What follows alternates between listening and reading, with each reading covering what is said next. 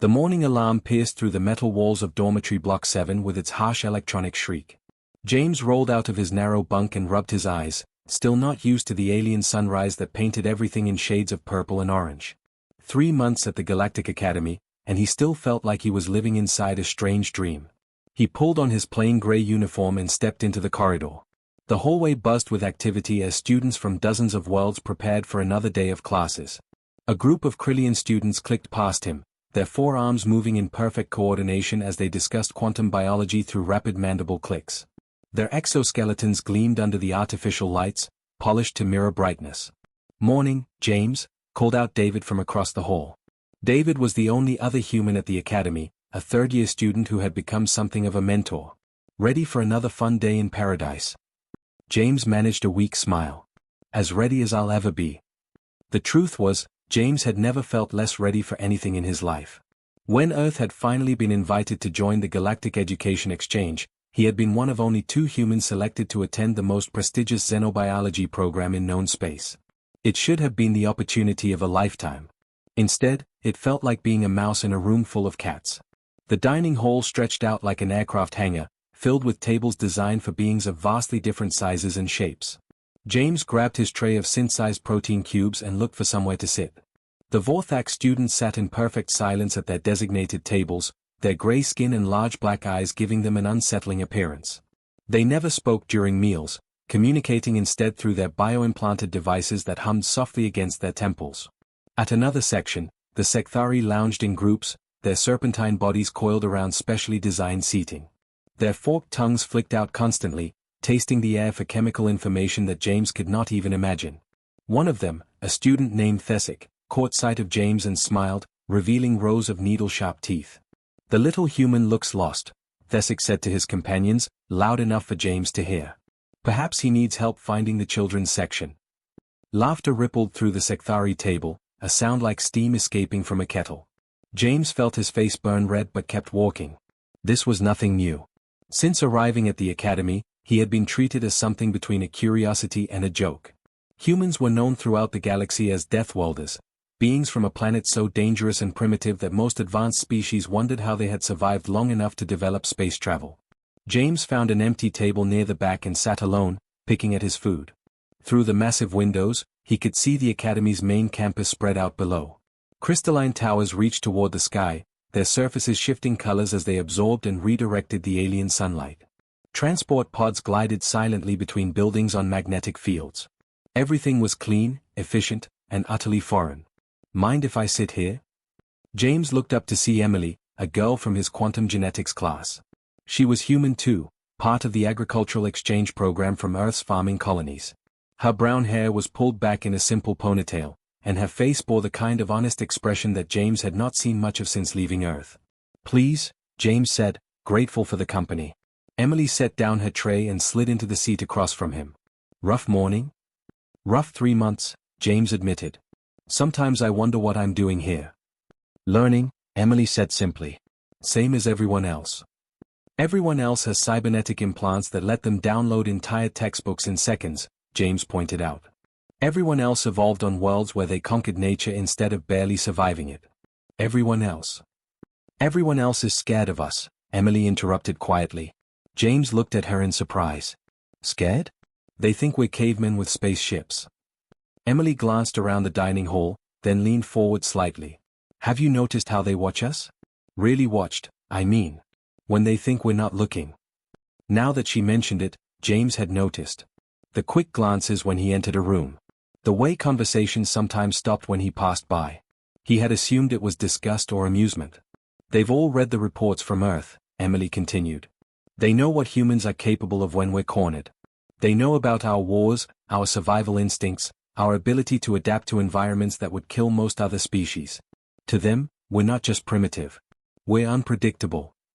James thought about this as he looked around the hall. The Krillians with their perfect coordination and logical minds. The Vorthaks with their emotion-suppressing implants and pure intellectual focus. The Sekthari with their predatory grace and calculated cruelty. They had all evolved beyond the messy, chaotic emotions that drove human behavior.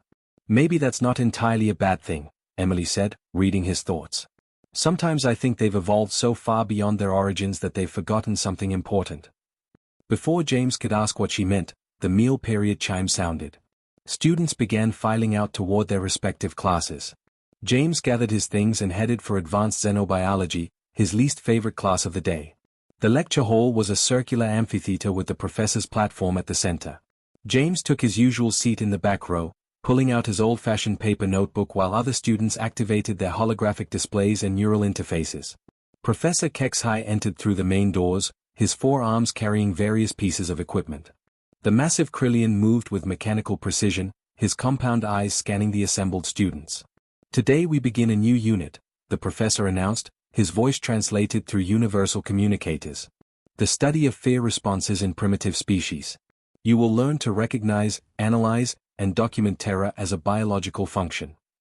James felt something cold settle in his stomach as the professor continued. Tomorrow, we will observe these responses using live specimens recently acquired from various death worlds. It promises to be most educational. The next morning arrived with the usual purple dawn, but James felt different as he walked to class. Something about Professor HFY's announcement had kept him awake most of the night. Emily met him outside the lecture hall, her face showing the same unease that twisted in his stomach. "I have a bad feeling about today," she whispered as they found their seats. The lecture hall buzzed with excitement from the other students. James could hear the Sekthari hissing with anticipation, their forked tongues flicking out more frequently than usual. The Vorthax sat in their typical silence, but their large black eyes seemed brighter somehow, as if they were looking forward to something interesting. 2 security guards wheeled in a large container on a hovering platform. The container was made of some kind of transparent metal, with energy fields crackling around its edges in blue and white patterns. James could not see what was inside at first because of the crowd of students leaning forward in their seats. Professor HFY raised one of his 4 arms for silence. His compound eyes reflected the classroom lights like tiny mirrors as he looked around at his students. "Today you will witness fear in its purest form. This specimen was captured during our recent research expedition to the Outer Rim worlds." The guards positioned the container at the center of the room and stepped back. Professor HFY touched a control panel, and the energy fields dimmed slightly. For the first time, James could see inside the container clearly. His breath caught in his throat. The creature was small, no bigger than a house cat, with dark fur that seemed to absorb light. But it was not the size that made James gasp. It was the way the animal was pressed against the far corner of its prison, its whole body shaking with terror. Its fur rippled with patterns of light that pulsed rapidly, like a heartbeat made visible. "A juvenile specimen from the world Keth Moran," the professor explained with obvious pride. "The species is known for its psychic abilities and pack-hunting behavior. Notice how the fear response manifests in both physical and bioluminescent displays." The creature's large amber eyes darted frantically around the room, looking at each face in the crowd of students. When its gaze passed over James, he felt something strange happen in his mind. It was like hearing a whisper in a language he did not understand, but somehow the meaning was clear. "Scared. Very scared. Want to go home." James shook his head, thinking he was imagining things. But the feeling remained, growing stronger as he watched the small creature huddle in its corner. "The neural pathways of primitive fear are fascinating," Professor HFY continued, pulling out a long metal device that hummed with energy. "Watch as I stimulate the specimen's terror response directly." He activated the device and pointed it at the container. Immediately, the creature's light patterns exploded into brilliant white and red flashes. It collapsed onto its side, its small body convulsing as waves of energy passed through the prison. Around the classroom, students leaned forward with interest. A Krillian student clicked his mandibles appreciatively. "Excellent demonstration, Professor. The response is much more intense than in the recordings." The whisper in James's mind became a scream. "Hurts. Hurts so much. Please stop. Please." This time, James was certain he was not imagining it.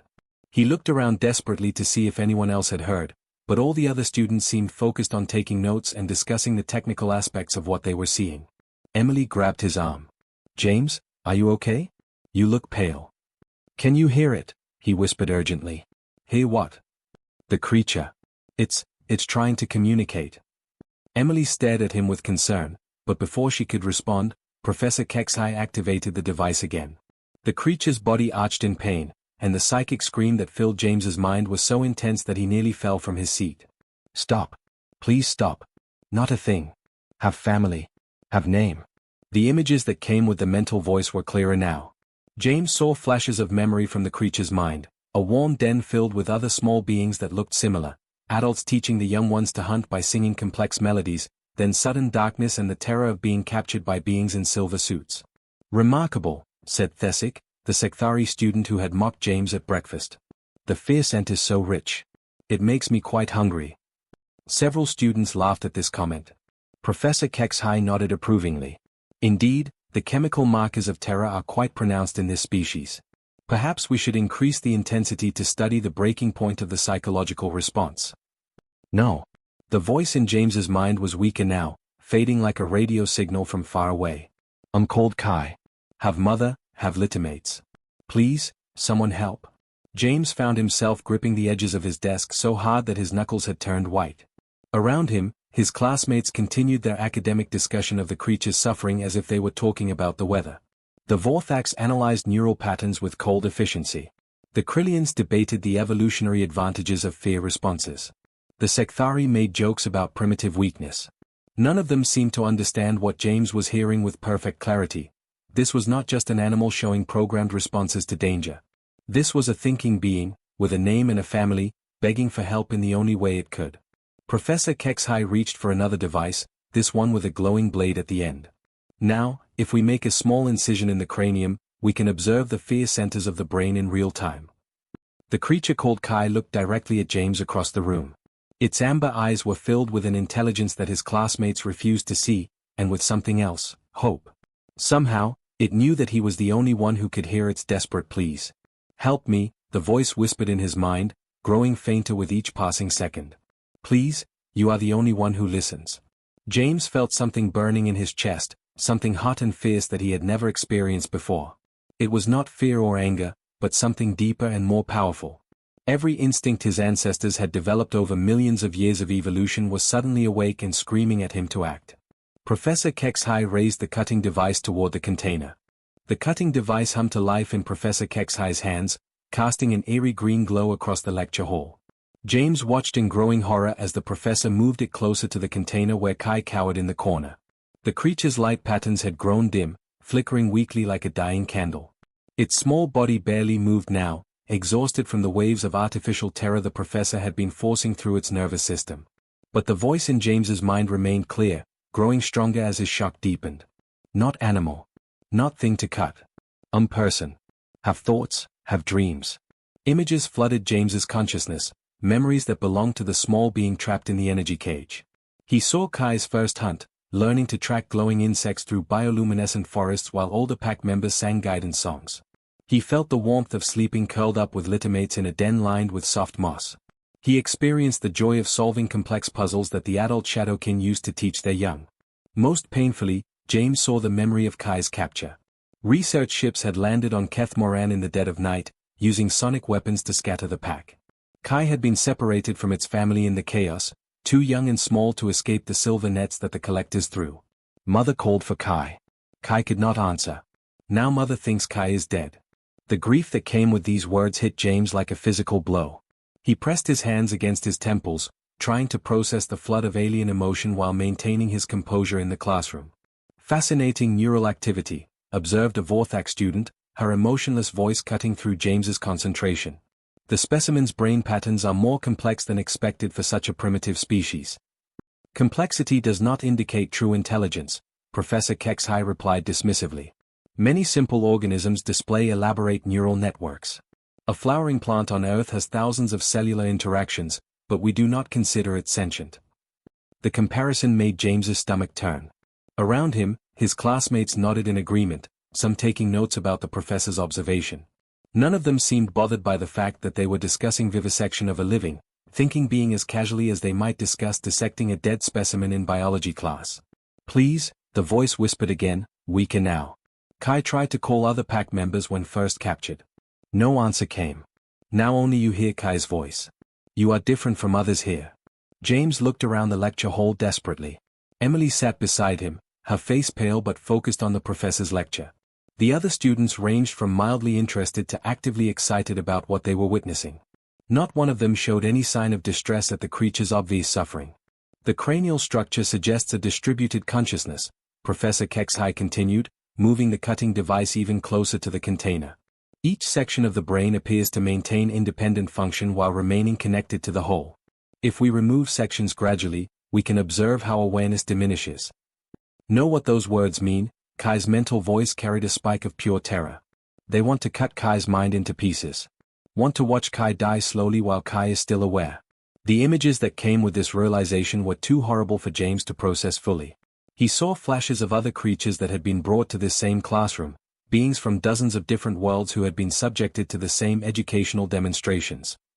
All of them had died afraid and alone, their final moments observed by students who saw them as nothing more than interesting biological processes. You have warm mind, not cold like others. Can you help Kai escape this place? James wanted to help, but what could he do? He was one human among dozens of advanced beings, in a facility designed to contain the galaxy's most dangerous creatures. The container holding Kai was surrounded by energy fields that could probably cut him in half if he tried to touch them. Other memories have shown Kai that your species fights for pack members even when outnumbered. Is this true? The question made James think of Earth's history, of humans who had thrown themselves into impossible battles to protect their families and friends. His grandmother had told him stories about soldiers who charged machine gun nests to save their comrades, about ordinary people who stood up to tyrants even when they knew it meant death. But this was different. Kai was not human. They had never met before this moment.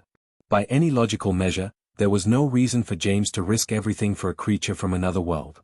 Kai is young. Same age as human children when they play and learn and dream of growing up. Kai had dreams too.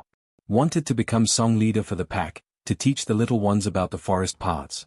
The simple, childlike hope in those words broke something inside James's chest. He realized that he was looking at a child, not a human child, but a child nonetheless. A young being who should have been safe with its family, learning and growing and preparing for adulthood. Instead, it was trapped in a cage while adults discussed the most efficient way to cut open its skull. Professor Kexhai activated the container's restraint system. Metal clamps emerged from the walls of the cage, moving to hold Kai motionless for the procedure. No. Please, no. Kai struggled weakly against the approaching clamps. Mother. Pack siblings. Cannot die alone like this. The professor raised his cutting device, and Kai's desperate mental cries filled James's mind with such intensity that the world seemed to turn red around the edges. Every human instinct that had evolved over millions of years suddenly roared to life in his brain, drowning out logic and self-preservation with a single, overwhelming imperative. Protect the young. Fight for the defenseless. Do not let the innocent suffer while you watch. James's hand moved to Emily's equipment bag without his conscious decision. His fingers found the portable EMP device she carried for emergency medical procedures. His muscles tensed as ancient reflexes prepared his body for action. The cutting device descended toward Kai's small, helpless form. James's hand closed around the EMP device in Emily's bag. Time seemed to slow down as he watched the cutting tool descend toward Kai's helpless form. The creature's mental screams filled his mind, but underneath the terror, he sensed something else, a flicker of hope as Kai realized that James was about to act. Stop, James said, his voice cutting through the academic chatter like a knife through silence. Professor Kexhai paused, his compound eyes swiveling to focus on James. The cutting device hummed in his hand, just inches from Kai's skull. Excuse me, human? Did you say something? Every eye in the lecture hall turned toward James. He could feel the weight of their stares, some curious, some annoyed at the interruption, some amused by what they assumed would be another example of human foolishness. His heart hammered against his ribs, but he stood up anyway. I said stop, James repeated, louder this time. You can't do this. A ripple of laughter went through the Secthari students. Thesik's forked tongue flicked out mockingly. The little human thinks he can tell a professor what to do. How entertaining. Sit down, James, Emily whispered urgently, tugging at his sleeve. You're going to get yourself expelled. But James could not sit down. Kai's mental voice was growing weaker by the second, and he could feel the creature's life force fading under the stress of captivity and torture. In his mind, he heard an echo of his grandfather's voice telling stories about the old wars, about men and women who had stood up when standing up seemed impossible. That creature has a name, James said, his voice growing stronger. Its name is Kai. It has a family. It's just a child. Professor Kexhai's mandibles clicked in what James had learned was equivalent to dismissive laughter. Nonsense. The specimen is displaying programmed survival responses, nothing more. Your primitive neural structure is causing you to project human characteristics onto a simple organism. Then how do I know its name? James challenged. How do I know it was learning to be a song leader for its pack? How do I know it has 3 littermates and a mother who thinks it's dead? The laughter in the room died away. Several students exchanged glances, their expressions shifting from amusement to confusion. Professor Kexhi's cutting device wavered slightly in his grip. Impossible, breathed a Vorthak student. Humans don't have psychic capabilities. It's not in any of the species profiles. Help coming, Kai's weak mental voice carried a surge of desperate hope. Knew you were different. Knew you would help. James felt something hot and fierce building in his chest. It was not anger exactly, but something older and more primal. The same protective instinct that had driven his ancestors to fight cave bears and saber-toothed cats with nothing but stone tools and determination. The same force that had made humans the most stubbornly persistent species on a world that had tried to kill them every single day. Let it go, James said quietly. Professor Kexhi's compound eyes glittered with what might have been amusement. I think not. This demonstration is far too valuable to interrupt for the sake of human sentimentality. He moved the cutting device closer to Kai's head. The creature's light patterns flared weakly, and James felt its terror spike through their psychic connection. That was when something inside James snapped. He activated the EMP device and hurled it toward the container. The small cylinder struck the energy field just as it discharged, sending a pulse of electromagnetic energy through the containment system. Sparks flew from the control panels. The lights flickered. The energy cage around Kai shimmered and died. Emergency alarms began wailing throughout the building. Red lights flashed as the facility's security protocols activated automatically. James heard the whir of defensive systems coming online, but he was already moving. He vaulted over the desk in front of him and sprinted down the stairs toward the center of the lecture hall. Behind him, he could hear Emily shouting his name and Professor Kexhi roaring orders to security. The other students were on their feet, some backing away from the chaos while others moved closer to get a better view. Kai struggled to its feet inside the now powerless container, its small body shaking with exhaustion and fear. The creature looked up at James with its large amber eyes, and for the first time since the demonstration began, its light patterns shifted to something that might have been gratitude. Thank you, its mental voice whispered. Knew you would not let them hurt Kai. James reached for the container's manual release, but before his fingers could find the mechanism, he heard the distinctive hum of energy weapons charging. He turned to see security guards pouring into the lecture hall, their weapons trained on him. Step away from the specimen, one of them barked through a universal translator. Any sudden movements will result in immediate pacification. James looked at the weapons pointed at him, then at Kai still trapped in its cage, then at his classmates who watched the scene with expressions ranging from shock to fascination. None of them seemed to understand what was really happening here. To them, he was just a primitive human having an emotional breakdown over an animal. But James could feel Kai's presence in his mind, frightened but no longer hopeless. The creature trusted him completely, even though he was just as trapped as it was. I won't let you hurt it, James said to the guards, his voice steady despite the weapons aimed at his chest. He spread his arms wide and stepped between the guns and Kai's container, using his own body as a shield. It was not much protection against energy weapons, but it was all he had to offer. The security guards hesitated, clearly not expecting this kind of response from a student. Professor Kexhi pushed through the crowd, his forearms gesturing angrily. Move aside immediately, he commanded. You are interfering with vital scientific research. No, James said simply. I'm protecting a child. The standoff lasted only seconds, but to James it felt like hours. The security guards kept their weapons trained on him while Professor Kexhi shouted orders that contradicted each other. Behind the chaos, Kai's mental voice grew stronger, no longer weakened by the torture devices. You protect Kai even when it means danger for you. This is what pack bond means. You are Kai's pack now. Before anyone could decide what to do next, the lecture hall doors burst open. Chancellor Veltarin swept into the room, her flowing robes marking her as the highest authority at the academy. The ancient Zenthari moved with surprising speed for someone so old, her large eyes taking in the scene with sharp intelligence. Lower your weapons, she commanded. The security guards immediately obeyed, though they kept their hands near their holsters.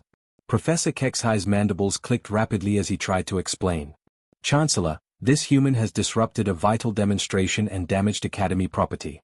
The specimen must be secured for. Silence. The single word from Chancellor Veltarin cut through his protests like a blade. She approached the container where Kai huddled, still weak but alert. Her ancient eyes studied the small creature carefully. "Young human," she said without turning around. "You claim this being spoke to you?" James nodded, his throat too dry for words. "Interesting." The Chancellor touched a device on her wrist, and a soft humming filled the air. "I am activating a psychic amplifier. If this creature truly possesses sentient thought, we will all be able to hear it."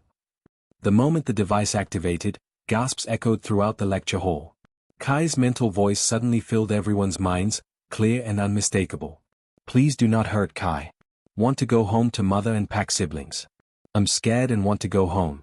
The Vorthak students stepped backward, their emotion-suppressing implants sparking as they struggled to process what they were hearing.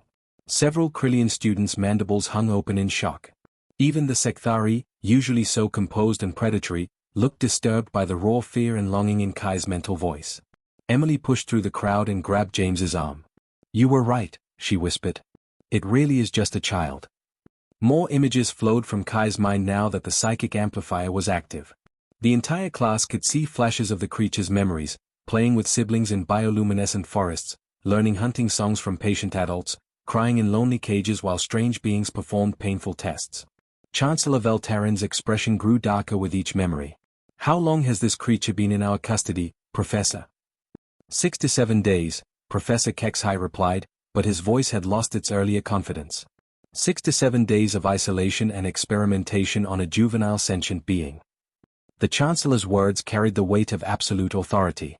"This is a violation of every ethical guideline the Academy has established." Thesic, the Sekthari student who had mocked James earlier, slithered closer to the container. His forked tongue flicked out, but instead of the predatory interest he had shown before, his expression was troubled. "I can taste its emotions," he said quietly. "The terror, the loneliness, it's like nothing I've experienced before. How did we not realize?" "Because we stopped listening," said David, James's human friend who had arrived with the Chancellor. "We became so advanced that we forgot how to recognize suffering when we saw it." A Vorthak student slowly reached up and deactivated her emotion suppressors. Tears began flowing down her gray cheeks, perhaps the first tears she had shed in decades. "It wants its mother," she whispered. "Just like any child would." The psychic amplifier continued broadcasting Kai's thoughts, and with each passing moment, more students seemed to wake up from a long sleep. James watched in amazement as beings who had seemed coldly alien just minutes before began responding with the compassion that their species had evolved away from. Chancellor Veltarin opened the container manually, her ancient hands steady despite her obvious anger at what had been done. Kai struggled to its feet and looked around at the crowd of faces that no longer seemed hostile. Pack bond growing, the creature's mental voice carried wonder now instead of fear. "Many warm minds here now. Not just James' friend." To James's surprise, Kai moved toward him on unsteady legs. The small creature pressed against his knees, its bioluminescent patterns shifting to soft blues and greens that somehow conveyed trust and gratitude. "Thank you, James' friend. Kai will not forget. We'll tell Mother and Pack about human who fought whole room to protect one small shadowkin." Emily knelt down beside them, her eyes bright with tears. "Can we take it home? I mean, back to its world?" Chancellor Veltarin nodded slowly. "That will be arranged immediately, along with a full investigation into our research practices." She turned to address the entire class. "This incident has revealed something that we as advanced civilizations have lost, the ability to recognize consciousness in forms different from our own." Professor Kexhai tried to protest once more. "But the scientific value. Science without ethics is not advancement," the Chancellor cut him off. "It is barbarism disguised by technology." Over the following days, James found himself at the center of changes that rippled throughout the Academy. Students who had never questioned their methods began demanding reforms. Research protocols were rewritten. Most importantly, a new department was created specifically to establish communication with other species rather than simply studying them. James was chosen to lead the first mission back to Keth Moran, accompanied by volunteers from every species at the Academy. As their ship prepared for departure, Kai curled up in James's lap, its patterns now consistently showing contentment and hope. In the weeks that followed, James discovered that his bond with Kai had awakened something in his mind, a sensitivity to other suffering beings throughout the galaxy. He began receiving faint psychic calls from creatures on distant worlds, beings who needed someone to speak for them. The Academy had taught him about alien biology and galactic politics, but a small, frightened creature had taught him something far more important, that consciousness, regardless of its form, deserved protection and respect. As their ship jumped into hyperspace toward Kethmoran, James smiled and gently stroked Kai's soft fur. He had come to the academy to learn about other species. Instead, he had learned what it truly meant to be human.